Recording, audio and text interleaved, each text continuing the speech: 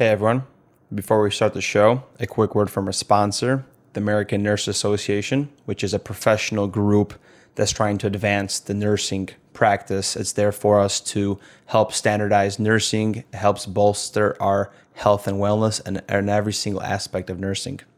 Feeling lucky? Well, the ANA is feeling awfully generous. They're giving away one free copy of Nursing Scope and Standards, 4th edition, as well as some other cool prizes.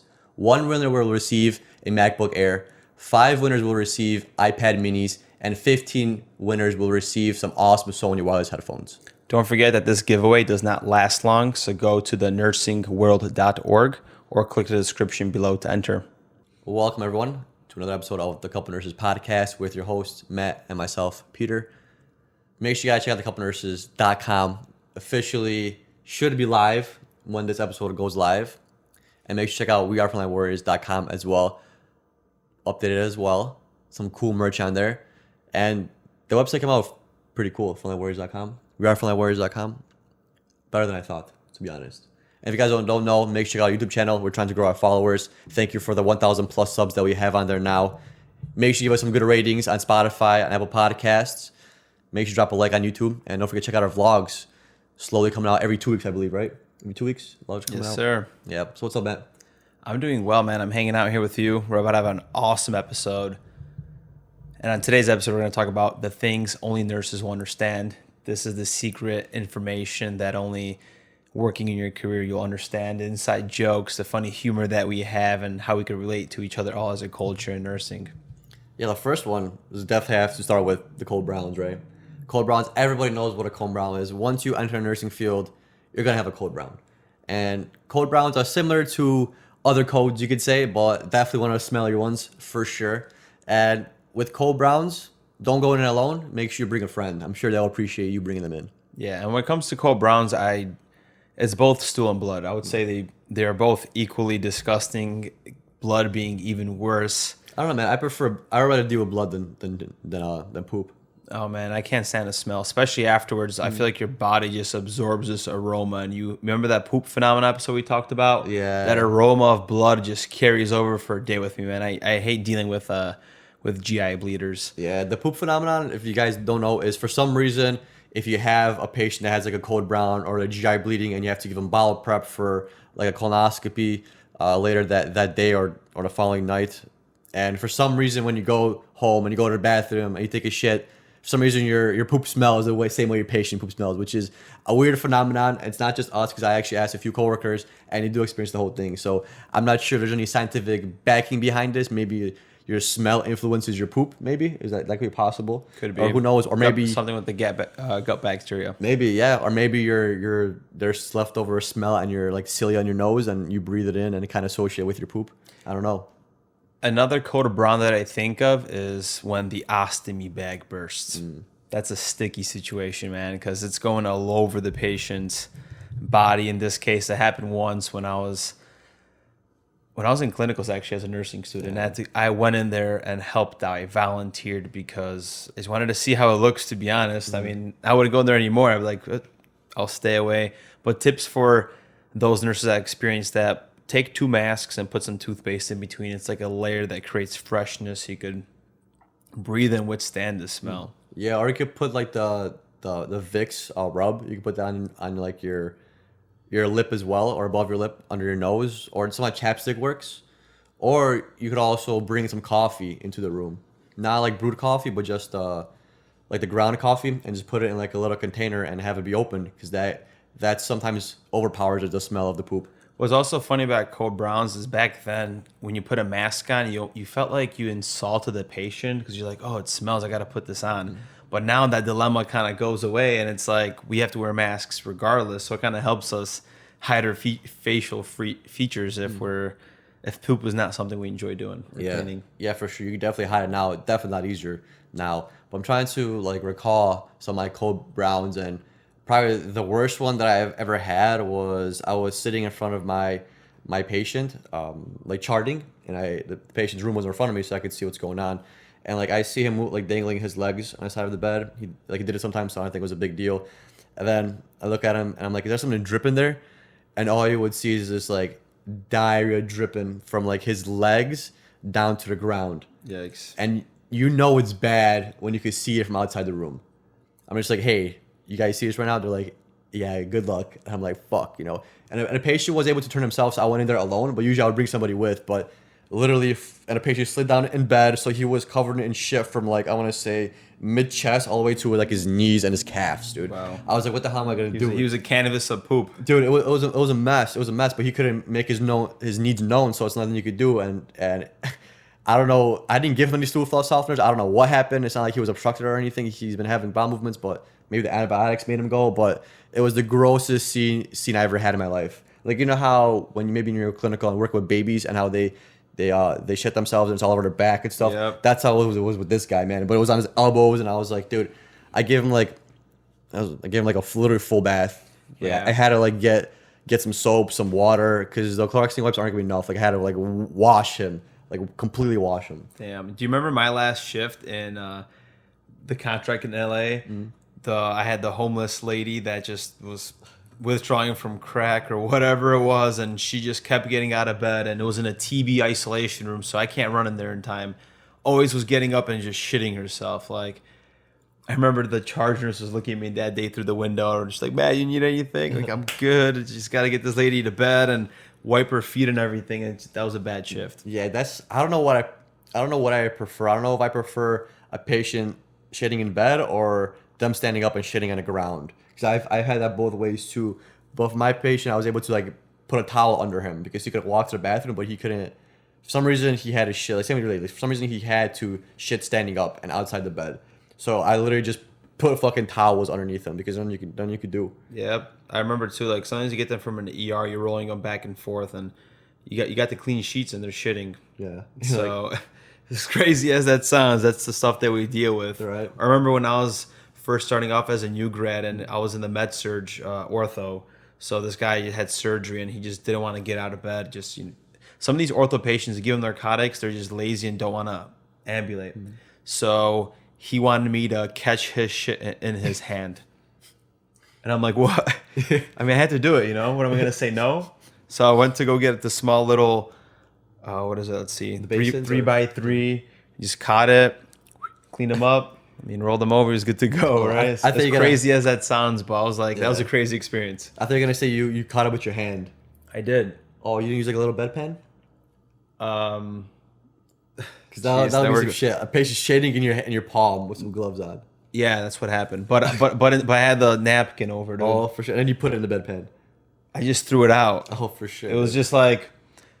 So now we're just talking about Code Browns. Like this guy's texture was a perfect consistency where it wasn't like fucking leaking or anything. It just made like a perfect dinosaur poop, bro. Literally, that's what it was. Like the one you see in cartoons and shit? Yeah, the one in cartoons. That's a good time. The next one that only nurses can relate to is a Q word. It's a word that you're not supposed to say on the unit, not supposed to say it at any point during a shift. It doesn't matter how relaxed it is. It doesn't matter how unbusy you are. You don't say it. What about after your shift? You don't say it either. I don't even say it at home. Wow. That's how engraved it is. Can at least we say it on the show so people know? Dude, you can't. We have to say it. What if the podcast turns off? I don't think it will. What's the Q word? I don't know, man. What if you say the Q word and I see my ex-patient down the street or something? Hope he's doing good. Hope he's taking his meds so he doesn't get readmitted. What's the Q word, bro? It's quiet. Quiet. You never want to say that word ever on the unit. Never. Especially on nights. Yeah. Especially on nights. I got burned when I said it before. Have you? Oh, I definitely when I first came on. And sometimes you do it by accident and then everyone already knows and points it off. And then if something happens, it's your fault. Because it will happen, but maybe not for your patient. And a nurse can be like, yeah, you did this to me, bro. It's almost like we did that episode about law of attraction. So we're technically attracting quietness, but because we say it in the moment that it's quiet, we laugh about it and we attract the exact opposite. It turns to a negative. It turns into a negative. I don't know how that works, but it's a nursing phenomenon that as a new grad or if you're in nursing school, just don't use that word around. I would just get out of your vocabulary too. And the next one is LOLs, so the little old ladies. That's they're so funny. Sometimes they weigh like 45 kilos and they're like 80 something and they sundown. And things, as a night shift nurse, you just realize that those nice sweet grandmas just turn into some savages. Yeah, it's mind blowing how when you come on shift, it's the nicest lady in the world. Like she could be your grandma, like your neighbor, and then for some reason, like 10 o'clock comes, 11 o'clock comes, she's trying to go to sleep. Completely different person. Like you would think this person has like bipolar disorder or like schizophrenic. Like this lady goes from like 0 to 100. Like it's wild, and they don't know what's going on, and they're not coherent of what's going on. And sometimes they think they're a different age, so they think they're more able to do certain things. That's why falls happen quite often on nights because people sundown, and this 87-year-old grandma thinks she's 34, getting ready to go to like a dress rehearsal or a dance party or something, and She wants to get up. she wants to get up, and she gets out of bed and she falls because she doesn't have her walker or doesn't know what's going on.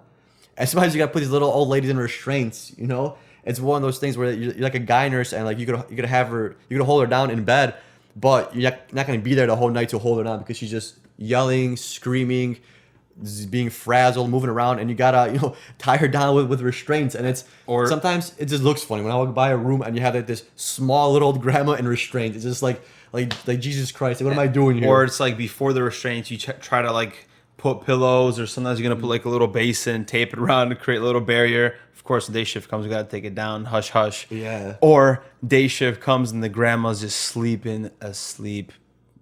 Beautiful little grandma, Right. Sleeping like a LOL. Yeah, and they say some random ass things. Like they would just get stuck in a phrase like seeds in baskets, and you'd hear every like 10 minutes, my seeds are in the basket, and you're just like what? It's like, yeah, she's been doing this all night. My seeds are in the basket. Just like it's over and over and over again. Just like, yeah, that's Matt's patient. Her seeds are in the basket, I guess. And it's like, Matt, what'd you do with her seeds? You can put them in the basket and you start messing with the other nurses. Yeah, because you have to like kind of make fun of the situation because it is sad and it does suck.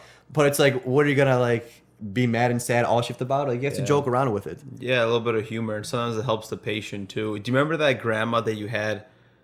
That we had to put the NG tube, and I had to help you out, but Yeah. she was a little lady too, but she was vicious. Yeah. She was trying to spit at us and like pinch our arms when we got close to her because we gotta decompress her bowel. Yeah, and dude, she's sundown because in the morning she was fine. She was fine, but like the thing is like we traumatized her a little bit too. I mean, it is what it is, but because we try to get the NG down, and sometimes you traumatize the people because no one likes an NG, especially if they're confused and stuff.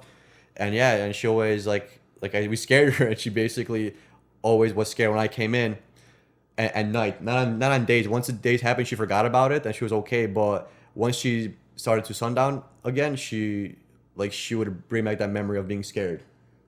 So that kind of sucks. But her family was kind of nice.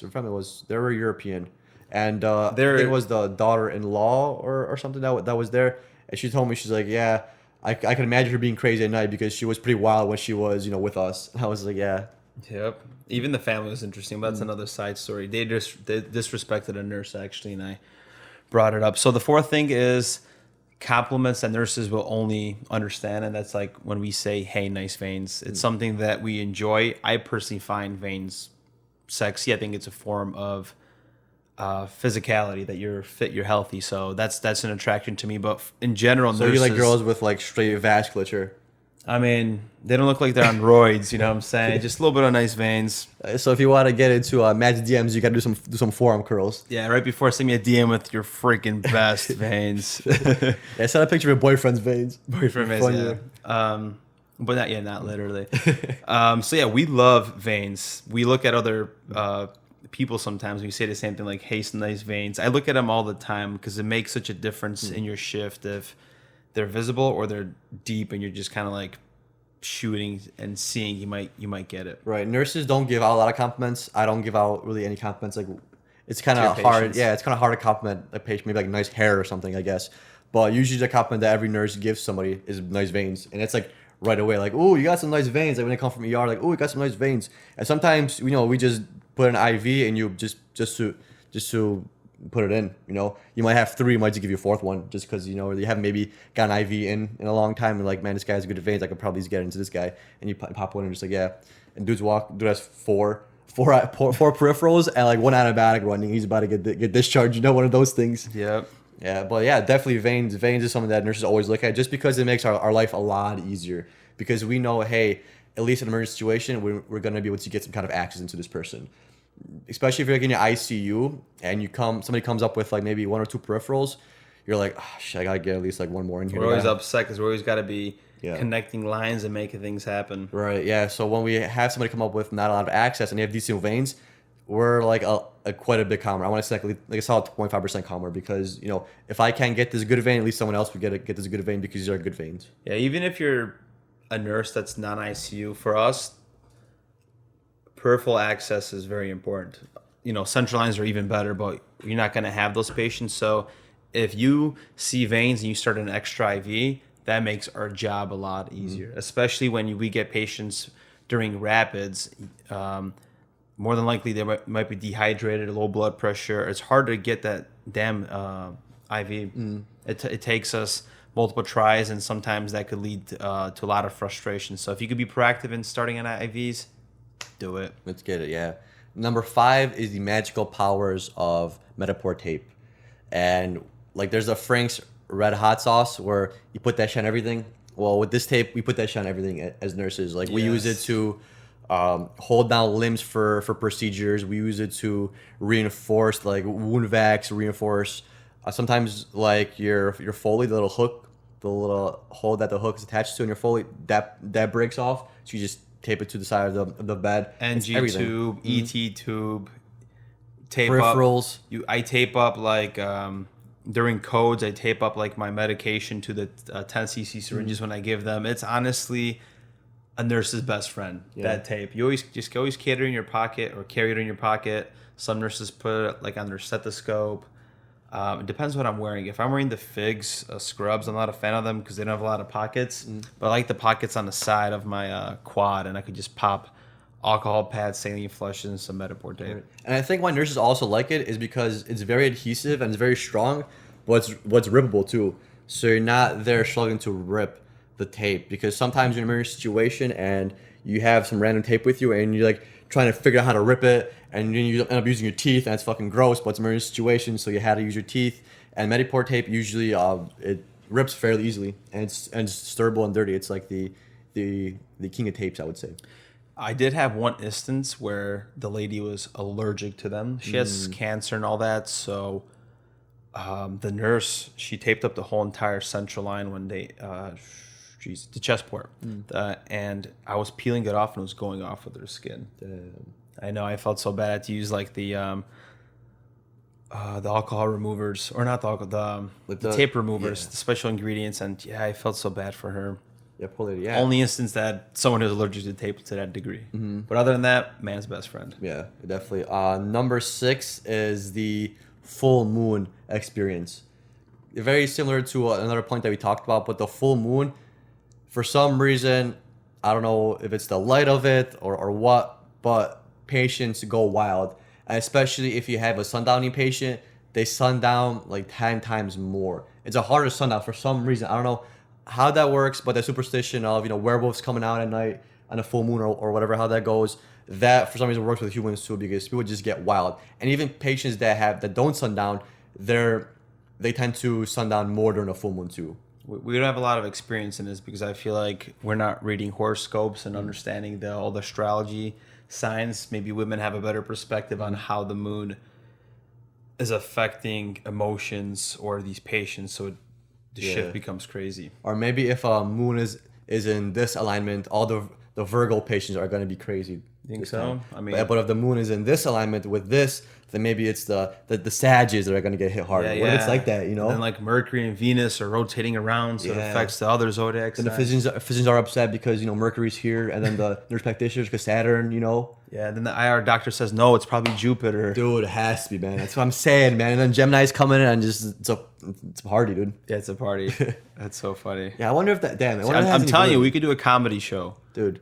But I'm thinking about. I wonder if that has an impact. Like if like the moon is here and something for like Virgos and some for some Virgo patients do experience that. I wonder if that has any kind of validity. Next time there's a full moon, we should figure out, because we could figure out the horoscopes for our patients because we have their birthdays. True. And we could see what if for some reason all the birthdays that are between like October and November, all those patients go wild on this full moon. Okay, so we probably have to go on those sites and find out whose zodiac sign the full moon is going to affect, and then if that patient's acting crazy, that shift, you got to kind of look into the zodiac sign. Yeah. Freaking theory here. I wonder how people would think if you start asking, hey, instead of room number 14, 16, can I get a patient with the birthdays in October and November? You know what I'm saying? Because it's going to be easy night because the full moon's not going to hit them as hard, People be like, what the hell are you I talking want about? that assignment, man. They're The Sagittarius, moon's bro. about to hit freaking Mercury tonight. Oh, man. Good That'd be shit. wild. But yeah, we don't know much about that, so let us know if that's a real thing. But there's something about full moons for sure. Even the ocean, right? The waves somehow, the tides that get affected. Yeah. I don't know. It's for sure something with energy, but I don't know what kind of energy. Yeah, because they didn't teach us. They didn't teach us like metaphysical things in school. Everything was very material, how to get by. True. Something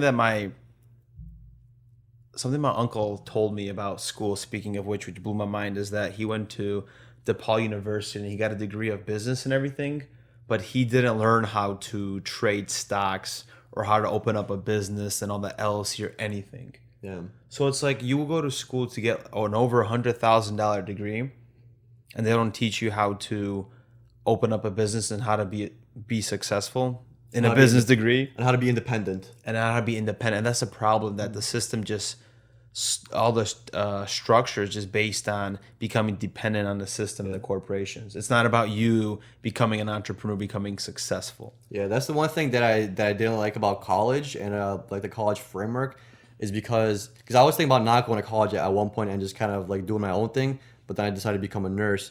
Was that college always made me feel like it's setting me up to be part of something, but not in control of the thing.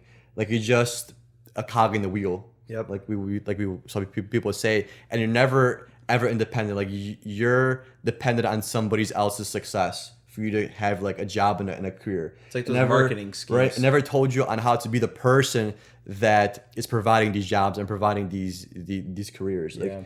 it was never gave you independence because it always felt like you're always going to be depend on your boss. You're always going to depend on this person.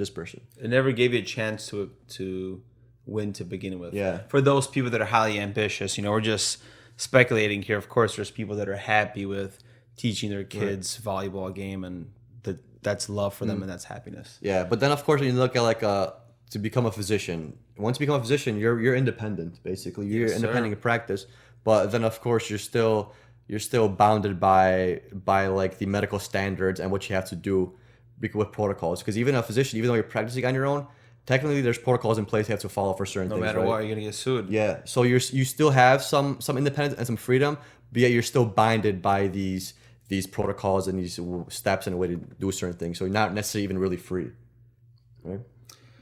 We always share some awesome wisdom here. So number 7 of things only nurses will understand is the mysterious frequent flyers. Those are patients that we give the best education, especially like the CHFers or reoccurrent, I want to say pneumonia, but I feel like frequent flyers for drugs and things like that is more prevalent in this topic. And it's like, how do you come so often? Why isn't the education working? Do you understand that you're not supposed to eat so much sodium, or who told you that you should be skipping your water pills and that's okay? And it's like we still see them frequently. Yeah, it always bothered me because I give pretty good patient education and patient advice, and I could never grasp the fact why these patients always come in for the same problem. In my case, it was fluid overload.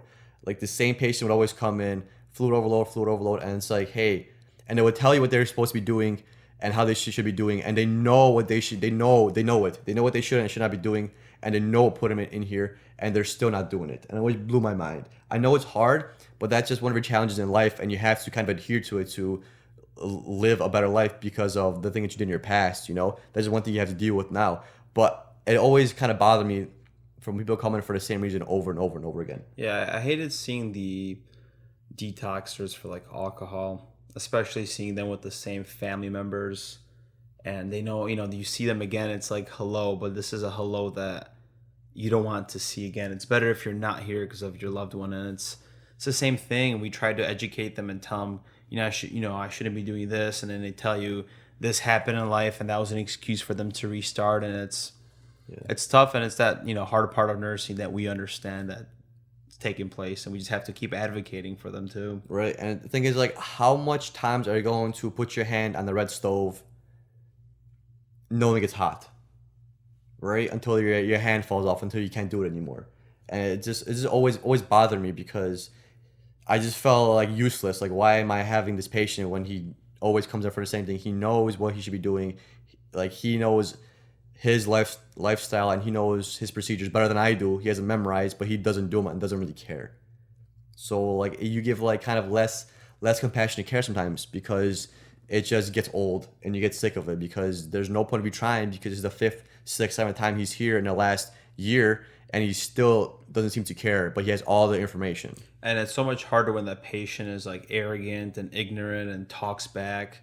It's so much harder to fall back on that trap of just not caring about them and just giving up on them and just being that nurse that's like, I don't got time to deal with this. I have my other patients. But they still deserve some attention because maybe that fifth time that rock bottom, the fifth time just hits so much harder and they're going to just snap out of it. Yeah, maybe. But unfortunately, usually it's the rock bottom is another drastic lifestyle change. That's what usually happens is now instead of just having diuretics, we're going to have to add an inotrope.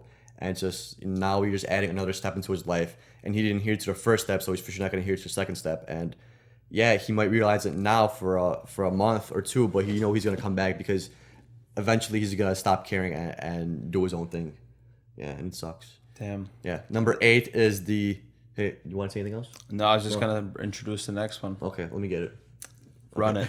Number 8 is the shift swap curse. And this has happened to me a handful of times. This is why I don't like switching shifts because there was one point where it was like a month where I switched 3 of my shifts and all 3 of those shifts that I switched were a horrible fucking assignment. And I don't want to. There's times where I have to, but I dread doing it. I literally dread doing it just because I got burned before and I don't want to do it again. Yep. Even picking up shifts, for some reason you walk in that day. I don't know if it's the charge nurse that's assigning these things. Is it the full moon? But something's happening that your shift just goes usually terribly. Yeah. And even when I was charge nurse, people would pick up and I'd be like, yeah, I'll give you an easier assignment because I know this is like your 4th or 5th in a row and you're doing us a favor. And there's been like 2 or 3 times where I gave somebody easy assignment and it turned out to be a fucking horrible assignment. It just flipped. Somebody's sun down, or we had to do like emergent dialysis, or patient was doing well-off inotropes and I started decompensating. They're getting ready for transfer. They decompensated and just like shit. I'm sorry. Like I tried to do the best for you, but I can't control it. Yeah, something about nursing that always keeps us on our toes, and that's exactly what it is. There's always situations that never fail to surprise us in the shift and swapping it. But you also, when you're picking up these shifts, if you're not swapping, you have to realize that, hey, they're short. So it's probably something bad to already begin with. And that's sometimes I was picking up shifts at like 11 o'clock. I go in for like a 3/4 of one. And it's like, yep, I'm just going to drink my coffee because I know this is going to be a killer one. You already know people are running around and they're saying thank you for coming in, but hurry and take off your shit because we got to give you offload these patients. ER is already on the phone and it's like, yep, back in that thrill. Oh, for sure. I wonder if it has, with the shift swap, it has anything to do with, like they say, always go with your gut feeling or your first choice. I wonder if this is like kind of like karma. Like, hey, you didn't go with your first choice, so now this is like your payback. I'm saying? Yeah. I also have a interesting thought. So, is it horoscope based? No, it's not horoscope based. It's just I don't want to hear it. You don't want to hear it, damn. So you have when we worked a lot of night shift, we always woke up from our nap because I've worked that same contract for a year total. So I woke up always on a night shift, just ready to go back into action. My heart had to get it right. So now, sometimes I wake up as a day shifter or just wake up regularly. I wake up ready to go. Like my body's just ready. I already feel like it's not anxiety so much, but just like this tightness that like, let's get it. Yeah. And I got to slow down. I got to meditate. So I wonder if that's something learned from nursing, from doing it for 4+ years of taking naps and just bouncing right into action. I think so. That's a valid. It's a good idea. I experienced the same thing, but I don't meditate in the morning because I like to take advantage of that rush, and I don't meditate till after the gym. Because then like I get up, I do a few things around the house, and like I already did a few of my chores or whatever, and then I'm going to the gym. Then I meditate afterwards once like stuff's done. Because I've noticed that sometimes I would meditate before, and it'll be hard for me to meditate And in the mornings is because I have some of these ideas. I want to do all this, so I feel it's easier for me to do it after the gym. And plus, that way I could take advantage of this like morning rush that my body provides, and I don't even need coffee. Like if I do coffee now, because if I was doing nursing care, I would definitely need a coffee in the morning before my shift, because I would usually not wake up. I'll wake up a little bit in a rush, but I know I'm going to You work. got to so be it's good. sharp. You got to Yeah. be sharp at work, especially in the ICU. Yeah, and plus it's different when you have to wake up and have to go to work compared to when you have to wake up and then the rest of your day is you plan it out, right? You have that more freedom, so your body gives you that little more energy. But in the morning, I don't even drink coffee. I don't even take pre-workout. I just take some beta alanine, put in some water, and I haven't used pre-workout since the last time we were in California.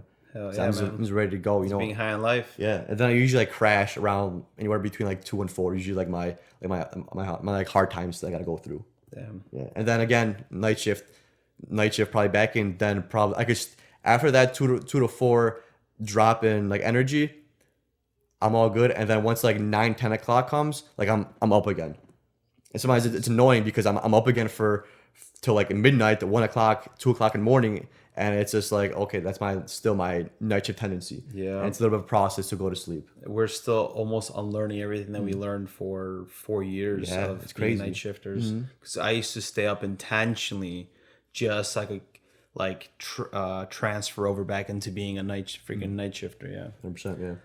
All right, guys, we're going to wrap this one up. Hopefully, you guys enjoyed this episode. We talked about things that only nurses understand, from code browns to mysterious frequent flyers. We covered it here. Hope you guys enjoyed this episode. If you find value in it, give us that 5-star, give us a share. We appreciate it. See you on the next one. See ya.